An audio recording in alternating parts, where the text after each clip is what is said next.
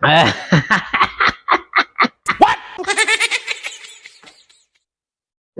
Eh.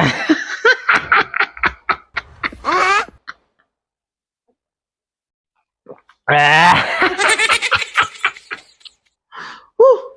Iba pala tama nitong Starbucks na to. Eh.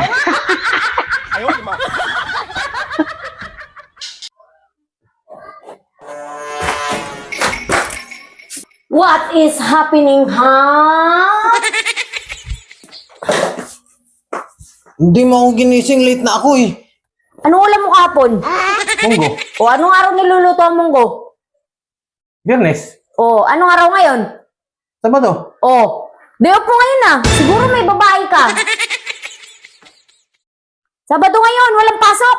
Saan ang punta mo ngayon? Siguro bababae ka.